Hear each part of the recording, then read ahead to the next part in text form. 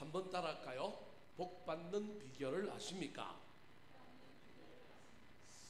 우리가 예수 믿는 것의 이유가 꼭 복 받는 건 아니지만 예수 믿으면 뭘 받아야 될까요? 네, 복 받아야 합니다. 이게 사실이요, 이게 맞는 말입니다. 물론 때로는 우리가 원하는 복과 하나님이 원하는 복이 다를 수 있기 때문에 또 그 다른 과정을 거쳐서 궁극적으로 또 우리가 원하는 복으로 갈 수도 있습니다. 여하튼 예수 믿는 것 자체가 복이고요, 저와 여러분이 신앙생활하는 자체가 복입니다. 오늘 본문 말씀은 신앙생활하는 우리들에게 참 귀하고 참 정말로 우리 앞으로 남은 인생 가운데 우리가 꼭 붙들고 살아야 될 귀한 말씀이 기록되어 있습니다.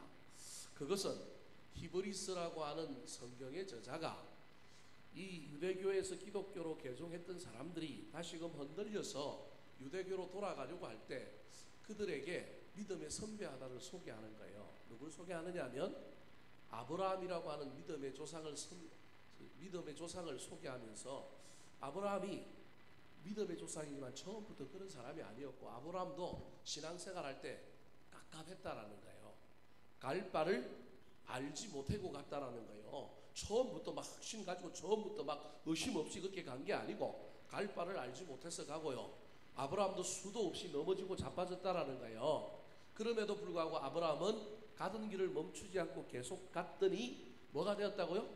믿음의 조상이 되었다. 지금 그 얘기를 하는 거예요. 그러면서 지금 흔들리는 유대인들에게 이 아브라함이 하나님을 확신하고 하나님을 붙들고 하나님만 바라보고 달려갔던 것처럼 너희들도 흔들리지 말고 뒤로 돌아가지 말고 앞을 향하여 계속 예수 믿고 달려가라. 그러면 아브라함이 받았던 복을 누구도 받을 거다? 너희들도 받을 거다라고 이야기하면서 오늘 본문 14절에 우리가 좋아하는 말씀을 기록해 놓고 있습니다. 자, 14절 말씀 같이 한번 읽어볼까요? 시작. 이르시되 내가 반드시 너에게 복주고 복주며 너를 번성하게 하고 번성하게 하리라 하셨더니. 창세기 26장에 하나님께서 아브라함에게 약속했던 약속의 말씀입니다. 다시 한번 그 화면을 띄워주시겠어요? 저기 보니까 아브라함에게 하나님이 약속했던 말씀을 히브리서 저자가 초대교회 흔들리는 교인들을 향하여 다시금 내밀면서, 봐라, 이 말씀에 하나님께서 너희들에게 복을 준대. 그것도 한 번만 주는 게 어떻게 줘요? 복 주고 복 주며 한 번만 번성시키는 게 아니라 또 뭐 한다고요? 번성하게 하고 번성하게 하리라. 이게 하나님의 약속이라는 거예요. 아브라함에게 약속하셨던 그 너희들에게도 이루어질 거니까 너희들이 이 복 받기 위하여 계속해서 달려가라. 그렇게 약속하고 있습니다. 오늘 모인 저와 여러분이 이 말씀을 가슴에 새기고 우리도 이 말씀대로 이 복을 받아 누리는 사람들이 되었으면 좋겠습니다. 그렇다면 우리가 어떤 신앙을 가질 때 복을 주고 또 주고 번성하게 할까요? 복 받는 비결이 무엇일까요? 오늘 본문의 히브리서의 저자가 흔들리는 유대인들을 향하여 복을 이야기하면서 그 복 받는 비결을 약속하고 있습니다. 사실은 이 비결은 이미 아브라함이 살아내었던 삶의 방식이기도 합니다. 첫 번째 비결입니다. 따라 하시겠습니다. 확신하는 믿음이 있어야 합니다. 확신하는 믿음이 있어야 합니다. 복을 받기 위해서는 흔들리면 안 되고 뭐 해야 된다고요? 확신해야 된다는 거예요. 오늘 본문 말씀을 읽어보면 오늘 본문 말씀에 계속해서 반복하여 등장하는 단어들이 있어요. 그 중에 제일 많은 단어가 뭐냐 하면 맹세라고 하는 말입니다. 맹세라고 하는 말이 몇 번 나오느냐 하면 5번 나와요. 13절에 2번, 16절과 17절에 3번 나오는 거예요. 그래서 총 맹세라는 말이 5번 나와요. 근데 맹세라는 말이 나오기 전에 그 다음에 앞에 나오는 말이 또 하나 있는데 그게 뭐냐 하면 약속이라고 하는 말이에요. 이 약속, 맹세 다 비슷한 말이란 말이에요, 사실은. 그리고 또 하나 단어가 또 나오는데 그게 뭐냐 하면 보증이라고 하는 말이 나와요. 이게 지금 무슨 말이냐 하면 하나님께서 아브라함을 향하여 내가 너 복 주겠다고 뭐 했다라는 거예요? 약속했다라는 거예요. 안 믿으니까 뭐 했다라는 거예요? 맹세했다라는 거예요. 그것도 안 믿으니까 내가 보증 섰다라는 거예요. 그러니까 확실하다라는 거예요. 그래서 아브라함이 때로는 애굽에 내려가서 실패하기도 하고 실수하기도 하고 때로는 막 자빠지기도 하고 넘어지기도 했지만 아브라함은 갈대아 우르로 안 돌아갔어. 아브라함은 왔던 길로 돌아가지 않았단 말이에요. 계속해서 그 길을 갈 수 있었던 이유가 무엇이냐면 아브라함이 인간이기 때문에 연약하고 넘어지고 자빠졌지만 그 마음속에 그래 하나님의 약속의 말씀은 이루어져. 우리 하나님은 거짓말하는 분이 아니야. 이 믿음이 누구한테 있었다고요? 아브라함에게 있었다라는 거예요. 자, 13절 말씀 같이 한번 읽어볼까요? 13절입니다. 시작. 하나님이 아브라함에게 약속하실 때에 가리켜 맹세할 자가 자기보다 더 큰 이가 없으므로 자기를 가리켜 맹세하여. 자, 저기 보니까 벌써 두 단어가 나왔죠. 하나님이 아브라함이 뭐 했다고요? 약속했는데 약속만 한 게 아니라 안 믿으니까 뭐까지 했다고요? 맹세까지 했다라는 거예요. 저 말이 무슨 말일까요? 저 말을 다시 한 번 더 설명하고 있는 것이 몇 절이냐면 17절입니다. 17절 말씀 또 한번 읽어볼까요? 시작. 하나님은 약속을 기업으로 받는 자들에게 그 뜻이 변하지 아니함을 충분히 나타내시려고 그 일을 맹세로 보증하셨나니. 자, 이제 저기는 완벽하게 세 단어가 다 나와요. 약속도 나오고 뭐도 나와요? 맹세도 나오고 그다음에 뭐도 나와요? 보증도 나오는 거예요. 그럼 창세기의 관점에서 저 이야기를 읽어보면 뭐냐 하면 갈대아 우르에서 아브라함이 하나님의 약속을 받고 출발을 해요. 그런데 어디에서 멈춰요? 화란이라고 하는 곳에서 멈춰요. 그래서 다시금 하나님 앞에 다시금 약속을 다시금 받고 그의 아버지 데라가 죽자 어디로 들어와요? 75세에 가나안 땅으로 들어와요. 가나안 땅 들어왔는데 보니까 거기에 땅이 있을 줄 아는데 땅이 없고 가나안 칠족속이라고 하는 원주민들이 이미 있고요. 거기다가 뭐까지 겹치느냐 하면 흉년까지 겹쳐가지고 나중에 어디로 내려가요? 애굽으로 내려가서 자기 아내를 누구라고 속여요? 그 속여요. 그러고 나서 다시금 나중에 올라와서 롯과 헤어지고 난 다음에 창세기 15장에 보면 유명한 저 보정과 관련되는 이야기가 하나 나오는데 그게 뭐냐 하면 횃불 언약이라고 하는 거예요. 저기 보정이라고 하는 말은 횃불 언약을 이야기하는 거예요. 하나님이 입으로 이미 뭐라고 얘기했냐면 약속의 말씀을 주셨어요.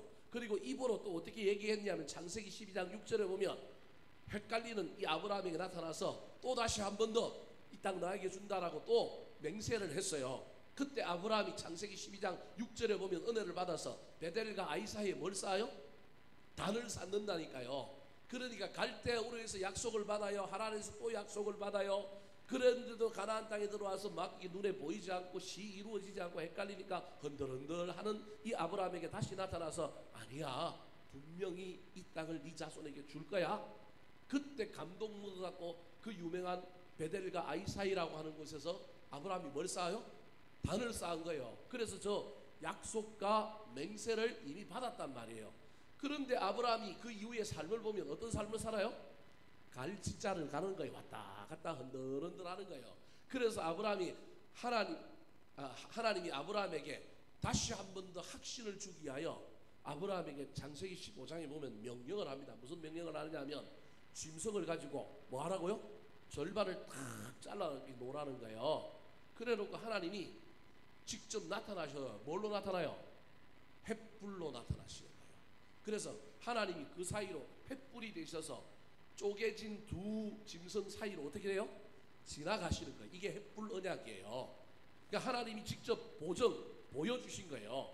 약속도 주시고 맹세도 했는데 아브라함이 안 믿으니까 그 당시 중건동 지역에 나라와 나라들이 계약을 맺을 때 어떤 계약을 맺었냐면 이런 식으로 계약을 맺은 거예요. 통째로 짐승 한 마리를 딱 갖고 가고 반으로 딱 쪼개요.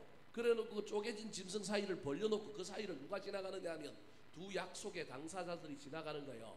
그 지나가는 의미가 뭐냐면 이 약속을 안 지키면 이 짐승처럼 우리가 어떻게 될 거다? 쪼개질 거다.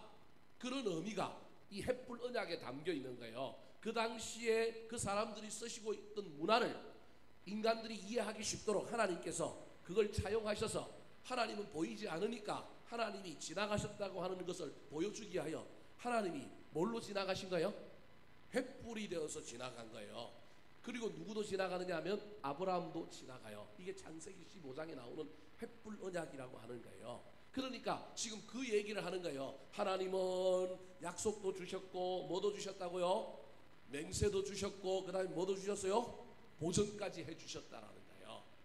그래서 아브라함이 갈지자를 비록 긋기도 하고 아브라함이 때로는 막 낙심하기도 하고 절망하기도 하잖아요. 기다리다 못해가지고 나중에는 누구 이야기를 해요?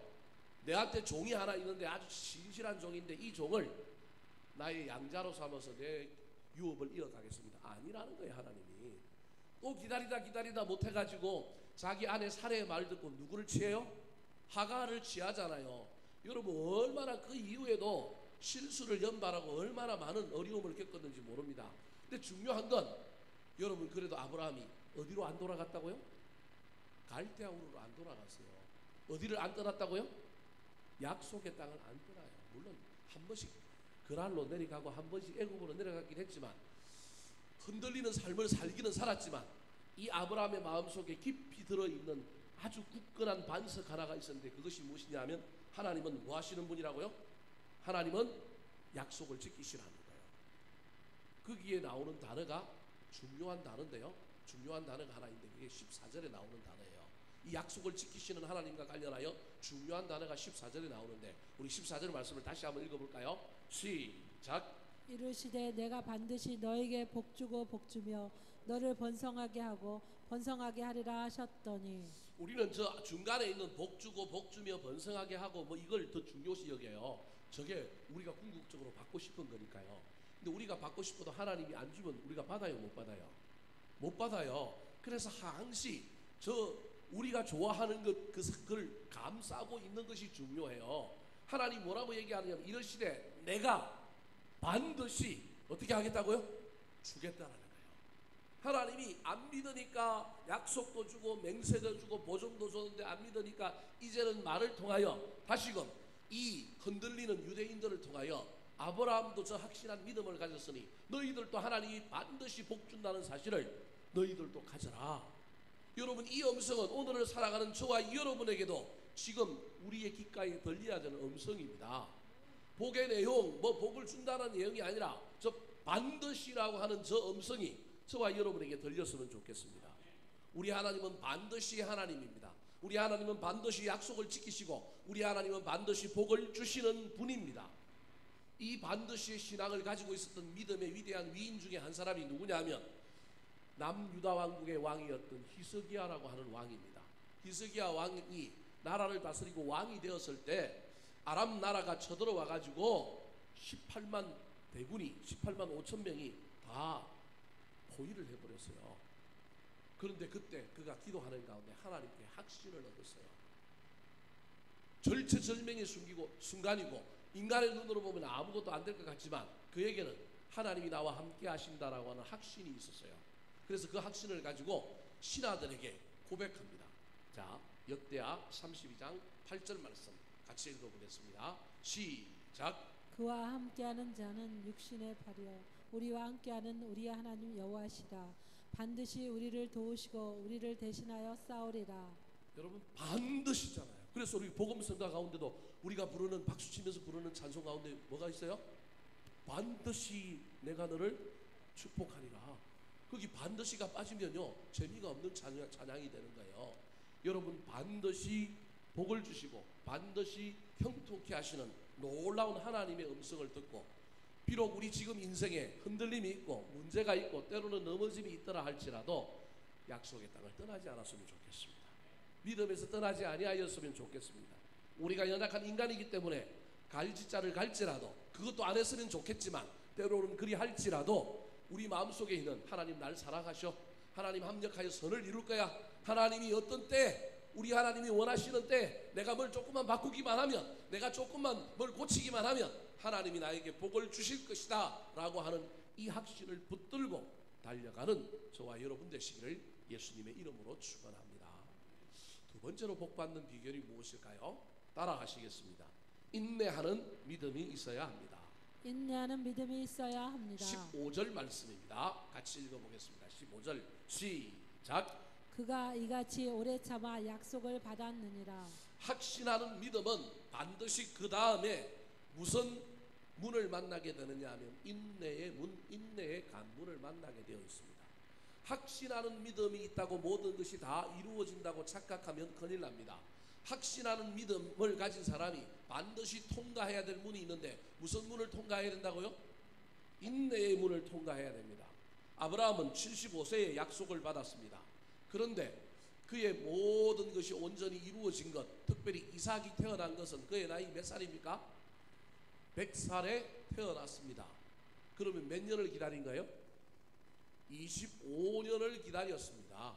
25년이라고 하는 인내의 세월을 기다린 겁니다. 사랑하는 성도 여러분, 기다림에 지치신 분이 있습니까? 더 기다리시기 바랍니다.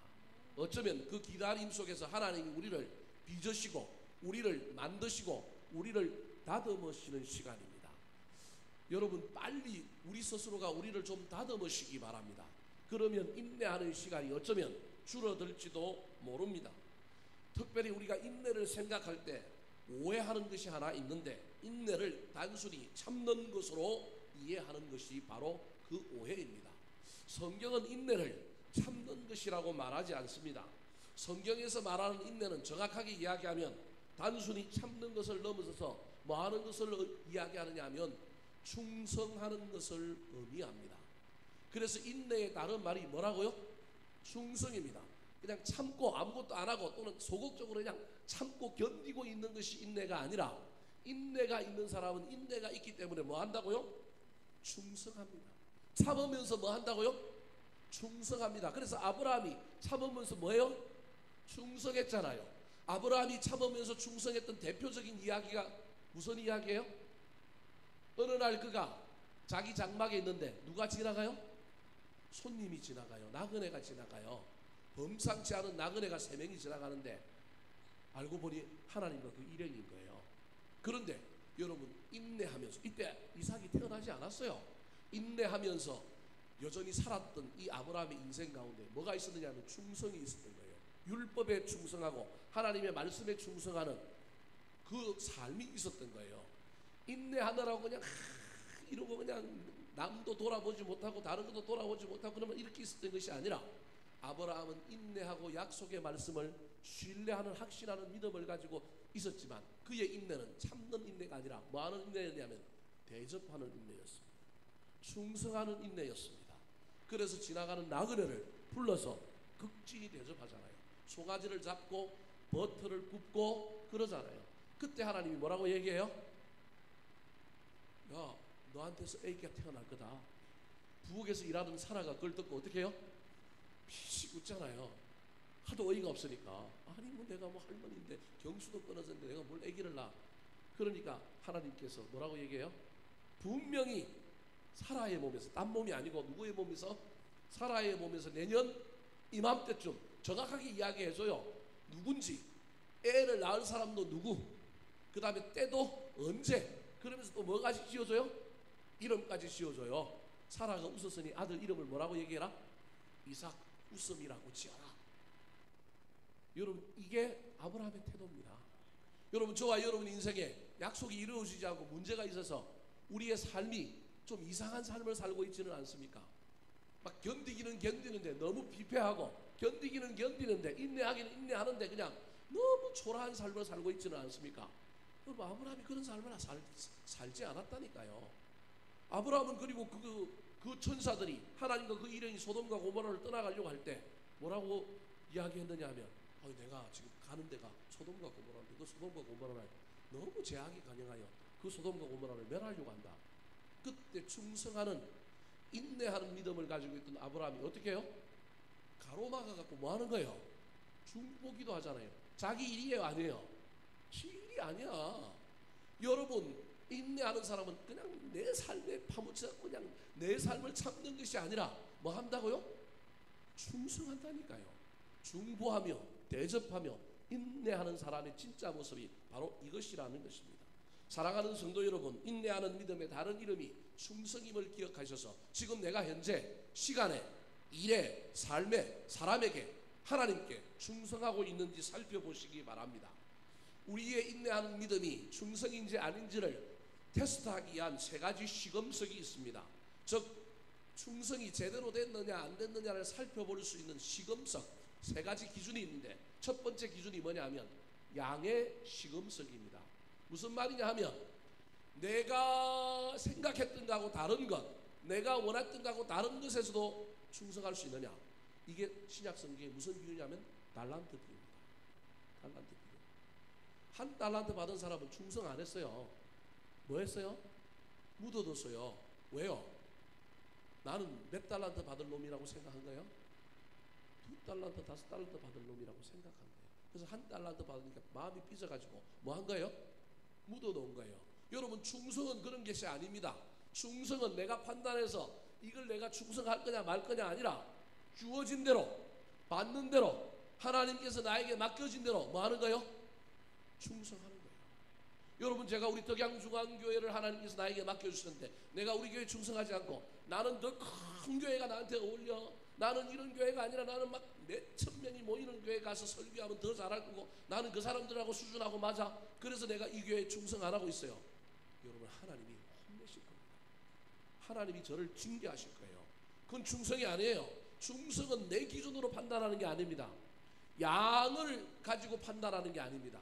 양하고 상관없습니다. 두 번째로 또 충성은 시간이라고 하는 시금석에 비춰봐야 합니다. 옛날에 했는데 지금은 해요 안 해요? 안 해요. 계시록 2장 5절에 여러분 충성에 대한 유명한 이야기를 해요. 뭐라고 얘기해요? 충성하라 그러면서 언제까지 충성하라 그래요? 죽도록 충성하래요. 여러분, 그 말은 죽기까지 충성하라는 말이 아니고 네가 살아서부터 죽는 날까지 뭐 하라는 거예요? 충성하라는 말이에요. 여러분, 그 말을 여러분 오해해서 죽도록 하면 죽을 똥 말똥 살똥까지 막 생똥을 싸면서 목숨까지 내놓는 충성해라. 물론 그 말에 그 의미도 있지만요, 계시록에서 말하는 죽도록 충성하라고 하는 말은요, 고난이 있고 환난이 있더라도 끝까지 믿음 변치 않고 뭐 하는 거예요? 충성하는 거예요. 이게 시간의 의미의 충성입니다. 여러분, 양에도 여러분 충성하시기 바랍니다. 적은 양이든 많은 양이든 상관없이 충성하십시오. 맡겨진 것에 최선을 다하시기 바랍니다. 뿐만 아니라 여러분, 저와 여러분이 시간에 충성해야 합니다. 세 번째로는 좋은 환경이든 나쁜 환경이든 간에 나에게 주어진 환경, 그래서 시간과 장소와 상황에 내가 뭐 해야 돼요? 충성할 수 있어야 됩니다. 이게 인내라는 거예요. 여러분, 인내는 저와 여러분이 반드시 기억해야 될 쌍둥이 단어 하나가 충성이라고 하는 사실을 잘 기억하여 저와 여러분이 단순히 참는 것만으로 이해하지 마시기 바랍니다. 어쩌면 아브라함이 초창기에는 참는 인내, 그걸로 인내했을지도 모릅니다. 약속이 이루어지겠지, 조금만 참으면 되겠지. 아닙니다. 여러분, 더 적극적으로 참으시기 바랍니다. 더 적극적으로 참는 것이 뭐라고요? 충성하는 거예요. 충성하십시오. 하나님이 복을 주실 건데, 하나님이 주실 건데, 하나님이 은혜를 주시고 하나님이 행복하게 하실 건데 충성하십시오. 참지만 마시고 충성함으로 말미암아 확신하는 믿음 위에 인내하는 믿음의 문을 통과하는 저와 여러분 되시기를 예수님의 이름으로 축원합니다. 세 번째로 복을 받는 비결이 뭘까요? 첫 번째 복 받는 비결이 뭐라고요? 확신하는 믿음. 흔들리면 안 된다. 때로는 넘어지고 자빠질지라도 하나님 나를 사랑하셔, 합력하여 선을 이룰 거야. 이건 헷갈리면 안 된다라는 거예요. 그래서 뒤로 돌아가면 안 돼. 믿음으로 떠나가면 안 돼. 믿음에서 떠나면 안 돼.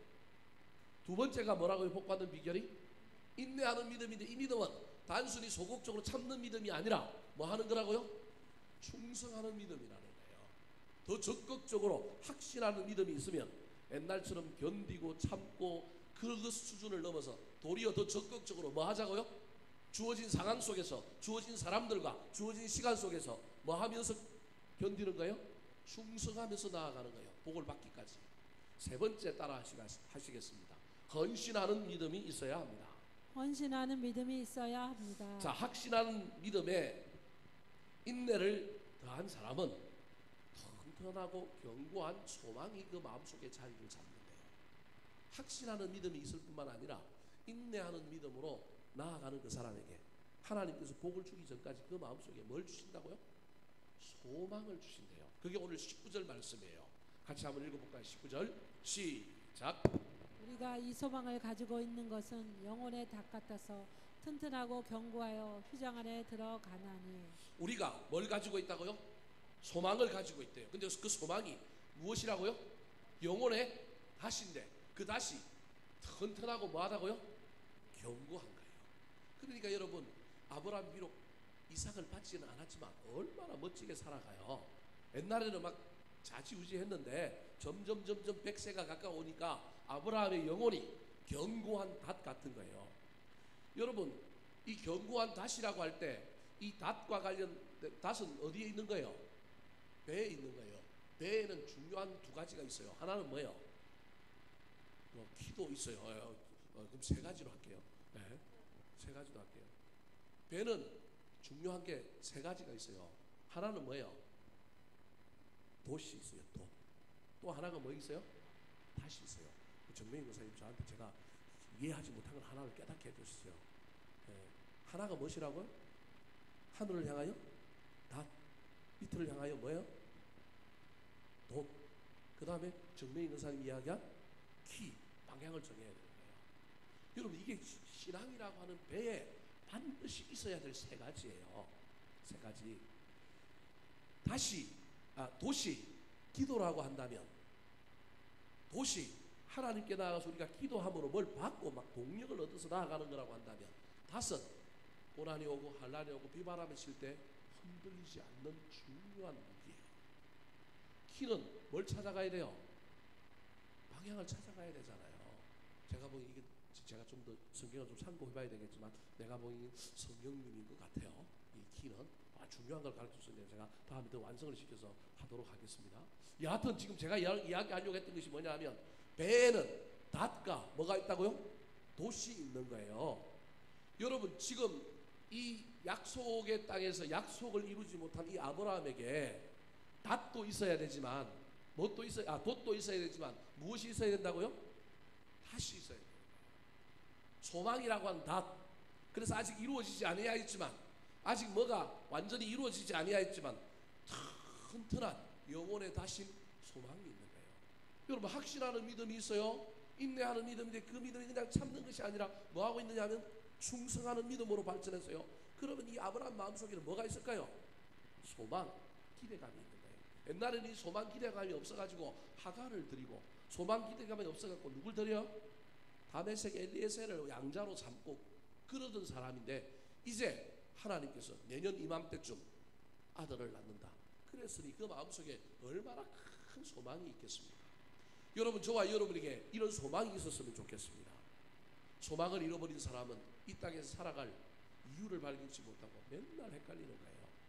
근데 여러분, 소망만 있으면 되는 것이 아니고 오늘 본문에 저 안에 중요한 말을 하나를 마지막에 써놓고 있는 거예요. 우리가 이 소망을 가지고 있는 것은 영혼의 닷 같아서 튼튼하고 견고하여 어디에 들어간다고요? 휘장 안에 들어가라니 그래요. 그러니까 저 19절이 궁극적으로 얘기하고 싶은 것이 뭐예요? 휘장 안에 들어가는 것을 이야기하고 싶은 거예요. 이 휘장 안에 들어가게 한 것이 무엇이 있기 때문에 들어가게 됐다고요? 소망이 있어서 들어갔다는 거예요. 소망이 있는 사람은 어디 안으로 들어간다고요? 휘장 안으로 들어가는 거예요. 그럼 저 휘장 안으로 들어갔다라고 할 때 저 휘장 안으로 들어갔다는 말을 어떻게 해석할 거냐? 그냥 휘장 안이니까, 저는 휘장은 성소에 있는 것이니까 저걸 뭘로 해석하면 좋을 것 같아요? 예배, 그죠? 예배로 해석하면 좋을 것 같지 않습니까? 그죠? 소망이 있는 사람은 그 소망을 가지고 그 소망을 더 키우고 멋지게 살기 위하여 예배의 풍성한 은혜를 누리고 예배에 들어가서 하나님의 임재를 누린다. 그럴싸한 해석이지 않겠습니까? 저도 처음에 그런 줄 알았어요. 근데 저 19절이 저기서 끝나는 것이 아니고 19절을 다시 설명을 하는 게 몇 절이에요? 20절이에요. 그럼 20절을 읽어보면 저 휘장 안으로 들어가는 게 뭔지를 알 수 있어요. 자, 20절 한번 읽어볼까요? 20절 시작. 그리로 앞서가신 예수께서 멜기세덱의 반차를 따라 영원히 대제사장이 되어 우리를 위하여 들어가셨느니라. 자, 그러면 휘장 안으로 들어간다. 우리도 휘장 안으로 들어가야 돼요. 확신하는 믿음에 인내를 더하고 그런 믿음을 가진 사람은 소망이 가득 차서 우리도 어디로 들어가야 돼요? 휘장 안으로 들어가야 되는데, 휘장 안으로 먼저 들어가신 분이 누구예요? 예수님이에요. 2절에 그리로 앞서가신 예수님. 근데 그 예수님은 누구의 반차를 따랐냐? 멜기세덱의 반차를 따랐다라는 거예요. 영원한 대제사장이 되었다라는 거예요. 이 중간에 있는 건 좀 생략을 하고 이해하기 쉽게 이야기해요. 예수님이 휘장으로 들어갔는데 왜 들어가셨는가요? 우리를 위하여 들어가셨다라는 거예요. 그럼 다른 말로 표현하면 우리를 위하여 들어가셨다. 그 말은 뭘 지셨다라는 거예요? 십자가를 지셨다라는 거예요. 그래서 희생 안으로 들어갔다라고 하는 말은 무슨 말이냐면 십자가를 졌다는 말이에요. 희생하셨다, 섬겼다, 헌신했다라고 하는 말이에요. 여러분 복을 받는 비결이 저거라니까요. 저와 여러분이 확신하는 믿음을 가지고 있어야 돼. 하나님이 나를 반드시 복을 주실 거야. 하나님 합력하여 선을 이룰 거야. 나는 하나님의 백성이야. 하나님 나를 반드시 들어 쓰실 거야. 이 확신이 있어야 돼요. 근데 그 확신에 뭘 보태야 되느냐면 인내를 보태야 되는데 그 인내를 소극적인 인내, 참는 인내만 가지고는 못 견디니까 반드시 그 인내가 무슨 인내로 발전해야 돼요? 충성하는 인내로 발전하시라니까요. 그런데 그 충성하는 인내로 발전하는 것도 대단한 것이지만 하나님이 그것만 보고도 뭘 주신다고요? 복을 주신다니까요. 이삭을 주시잖아요. 그런데 지금 또 뭐라고 얘기하고 있냐? 히브리서 저자가 이 헷갈리는 개종한 유대인들을 향하여 뭐라고 얘기하고 있냐면 근데 그 예수님이 그 소망의 닷을 가지고 있던 우리 예수님이 나중에 어디로 들어가셨다? 희장으로 들어가셨다. 그러니 너희들도 어디로 들어가라고요?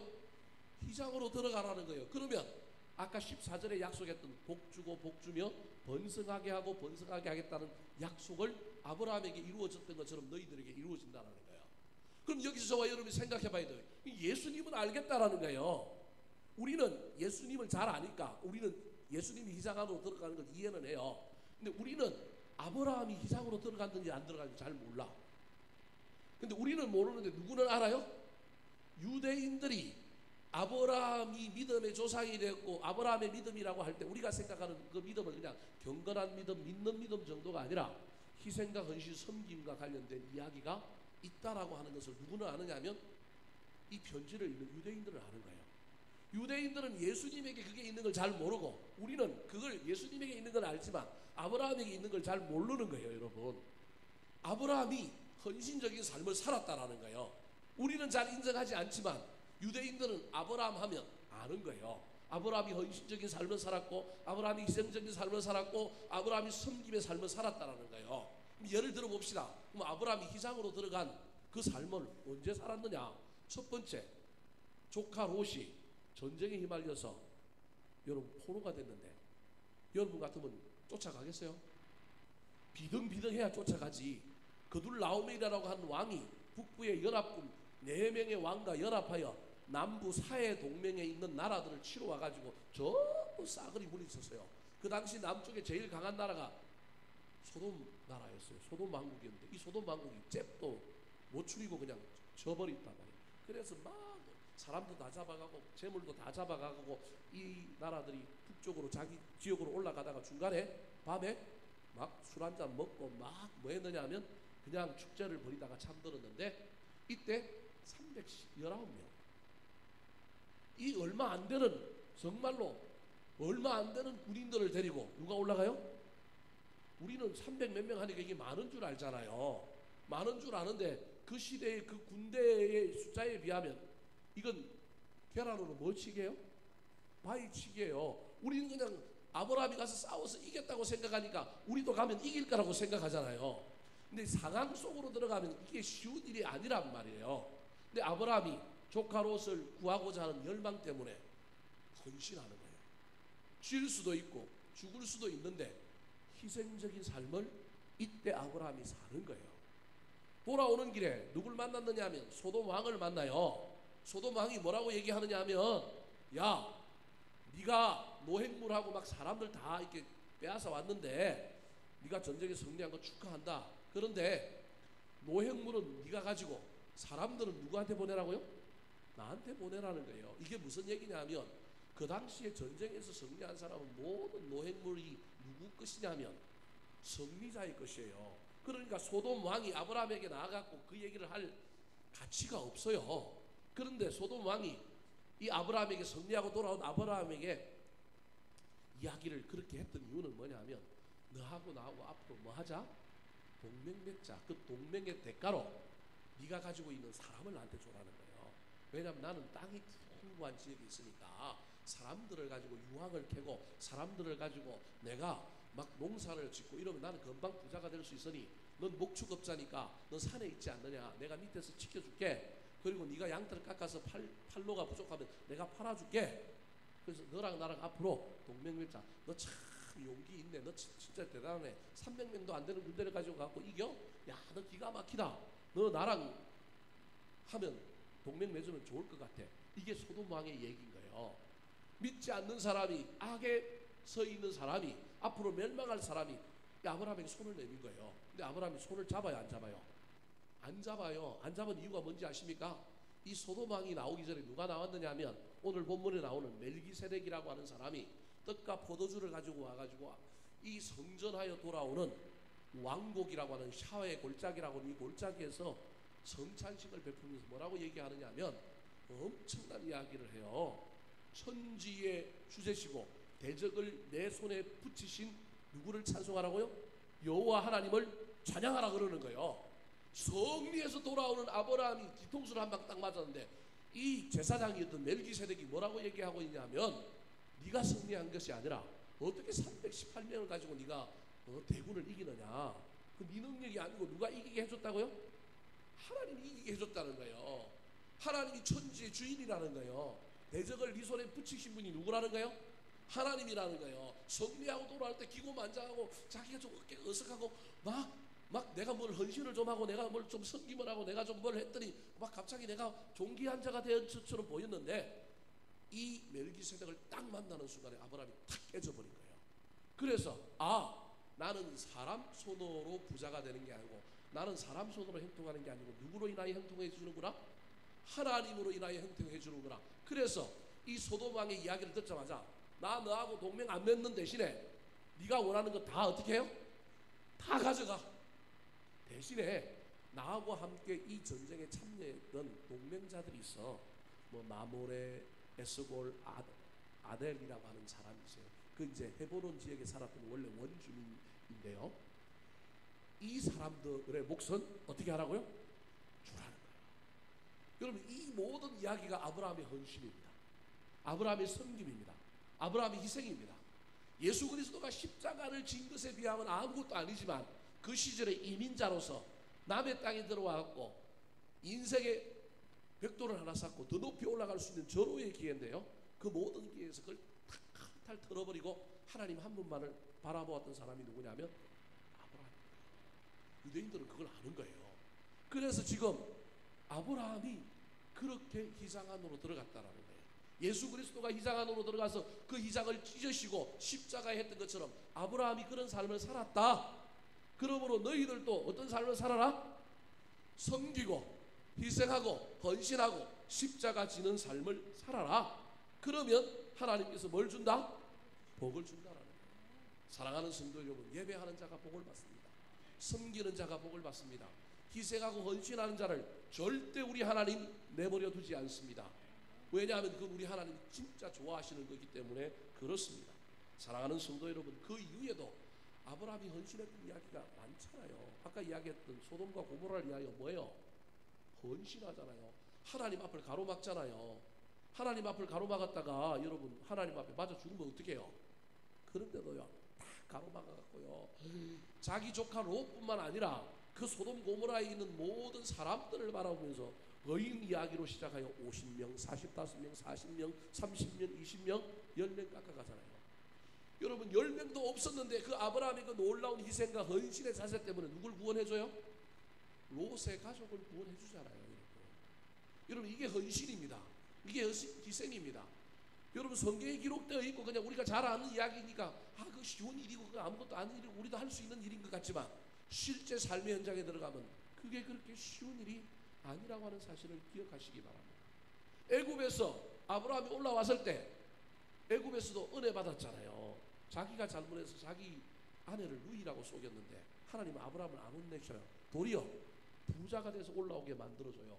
너무 부자가 됐다 보니까 조카 롯과 함께 목초지를 공유할 수가 없게 됐어요. 어쩔 수 없이 부자가 되는 바람에 분가를 해야 돼요. 그때 아브라함이 또 어떻게 해요? 희생하잖아요. 헌신하잖아요. 조카 롯에게 뭐라고 얘기해요? 네가 자하면 나는 우하고 네가 우하면 나는 자하겠다. 그래서 이 조카가 삼촌, 아버지 같은 삼촌, 자기를 키워준 그 아브라함 입장은 생각도 안 하고 남통머리 없게도 제일 좋은 땅, 같이 궁극적으로 가고 싶은 땅은 어디냐면 소돔과 고모라인데 대놓고는 못 가고 어디를 택하느냐면 소돔 고모라 앞에 있는 요단 온 들이라고 하는 들을 딱 해요. 그 다음에 야금야금 어디로 가요? 그 다음에 그 소돔 앞에 있는 또 들로 가요. 그 다음에 어디로 가요? 소돔 땅으로 쏙 들어가 버려요. 욕심에 이끌려 갔던 사람이 누구냐 하면 바로 롯이에요. 그런데 아브라함은 욕심이 아니라 하나님의 말씀을 따라 살았고 희생과 헌신, 섬김을 향하여 살았던 사람이 누구냐 하면 바로 아브라함입니다.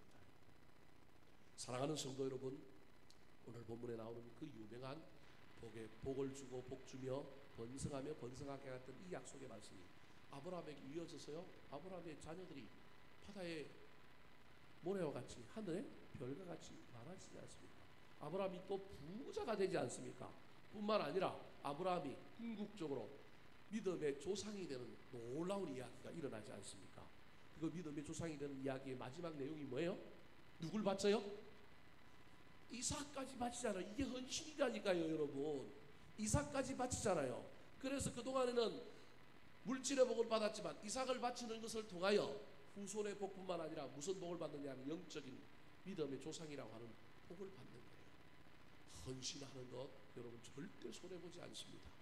헌신하는 것이 복받는 지름길임을 잘 기억하여 흔들리지 않는 믿음으로 충성하는 인내를 행하실 뿐만 아니라 헌신함으로 아브라함에게 주셨던 그 복을 받아 누리는 저와 여러분 되시기를 예수님의 이름으로 축원합니다. 한번 따라 하실까요? 복받는 비결을 아십니까? 확신하는 믿음이 있어야 합니다. 인내하는 믿음이 있어야 합니다. 헌신하는 믿음이 있어야 합니다. 기도하겠습니다.